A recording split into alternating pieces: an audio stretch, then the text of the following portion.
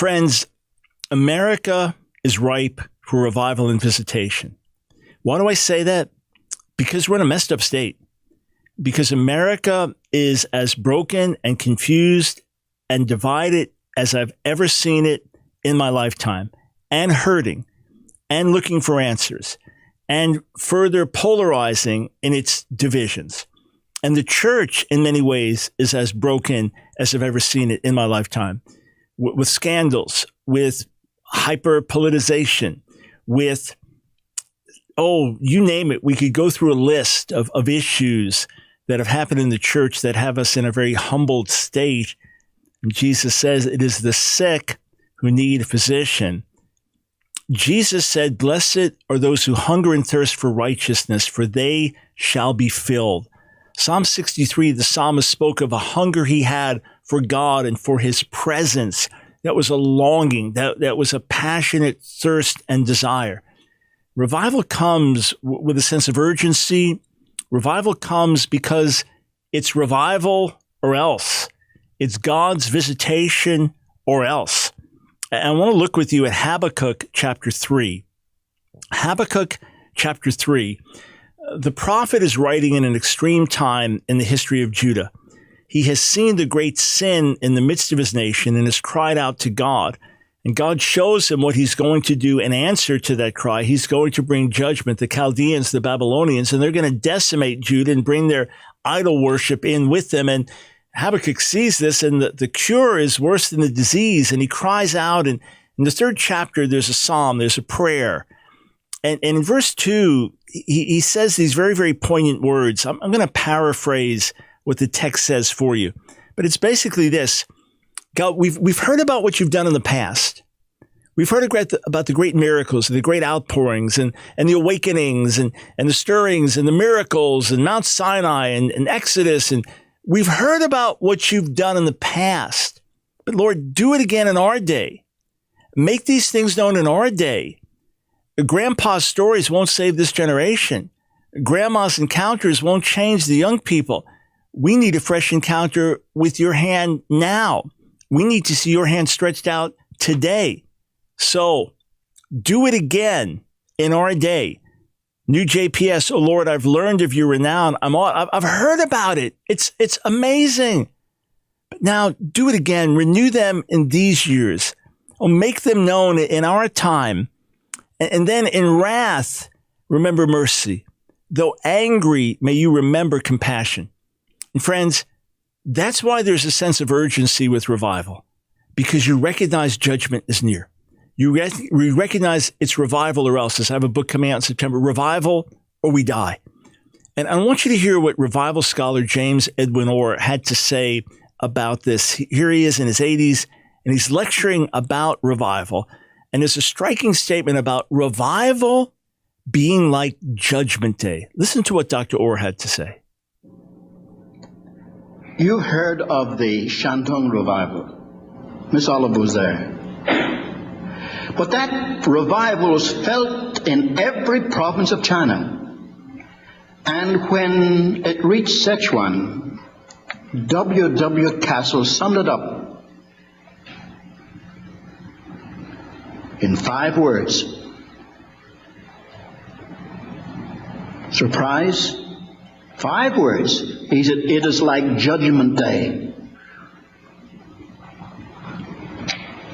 Now, Miss Olive is right here, and she won't mind my referring to her. She remembers what she saw in China when she was a young missionary. It wasn't hooping and hollering. It was like Judgment Day, with weeping and confessing.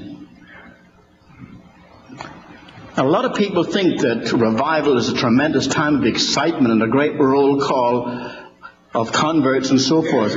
It begins like Judgment Day, with the Holy Spirit exposing all the sins of the church. Now, this is something we don't realize. That first stage of revival, after the prayer, is conviction of sin. Judgment precedes blessing. Now, I've told you stories of the Welsh revival. 100,000 people outside the churches converted and joined the churches in 5 months. 5 years later, someone wrote a book to debunk the movement and complained that after 5 years, only 75% still stood.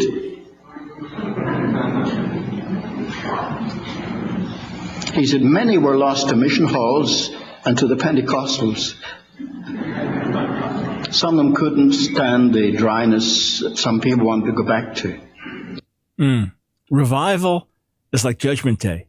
Starts with conviction of sin and confession of sin. And then out of that comes the joy and the renewal. I want to take you into a very sacred moment. I just found this clip last night.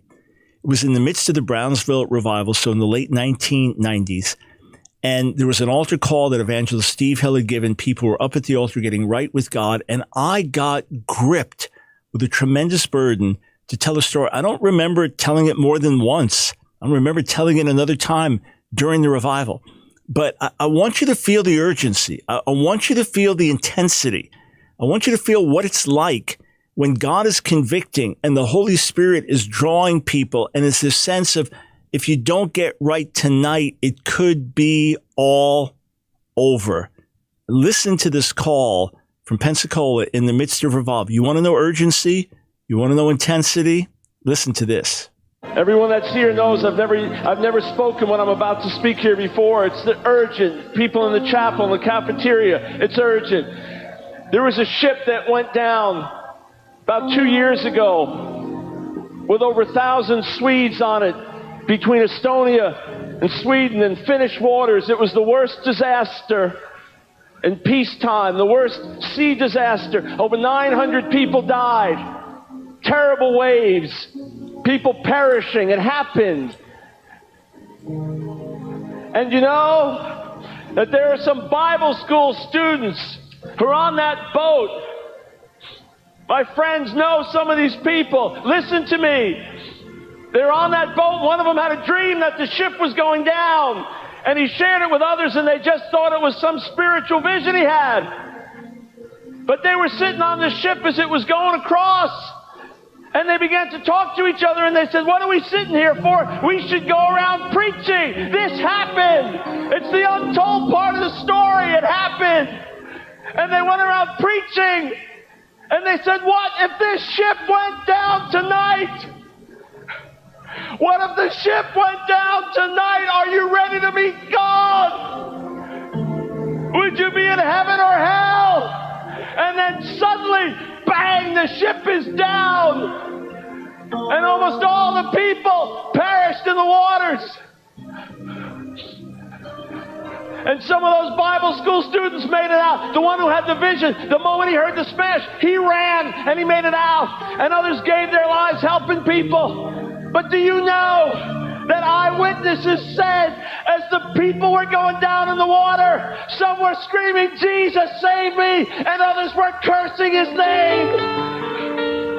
Listen to me in the chapel, cafeteria, choir room, and in here, there are some of you, and disaster is right at the door, and it's over. That's over right.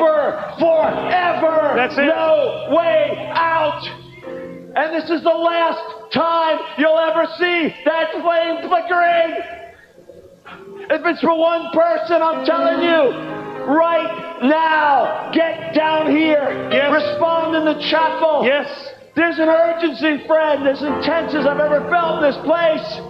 Get down. You don't have tomorrow. You're going to be one of those on that ship going down forever. Come in the choir room, in the chapel. If you're here in the balcony still, get down. This is God saying there's still a last chance. Yeah, friends, I watch it, and obviously I'm passionate. I love the Lord, but to get gripped like that, you don't just work that up. That was no emotional ploy. That was the Holy Spirit pleading through me. And I've seen that time and time again in revival. It gets very intense because eternity becomes real. Revival comes with urgency. Revival is like Judgment Day. Revival brings upheaval. Listen to what Pastor Shane Eidelman wrote, my colleague and friend in California. He said, nearly a decade ago, I prayed, Lord, bring revival to the churches. But I was not ready for the response that followed. He said, I shared the response in the sermon below as often as possible to reach as many people as possible. He said, after I prayed, it was almost as if God was saying, you don't want revival. It will ruin your schedule, your dignity, your image, and your reputation as a person who is well-balanced. Men will weep throughout the congregation. Women will wail because of the travail of their own souls. Young adults will cry like children at the magnitude of their sin. With the strength of my presence, the worship team will cease playing. Time will seem to stand still. You won't be able to preach because of the emotions flooding your own soul. You'll struggle to find words, but only find tears. Even the most dignified and reserved among you will be broken and humbled as little children. The proud and self-righteous will not be able to stand in my presence. The doubter and unbeliever will either run for fear or fall on their knees and worship me. There can be no middle ground. The church will never be the same again. That's the urgency of revival. That's the cost of revival. That's the reality of revival. But friends, we must have it. God, revive us or we die.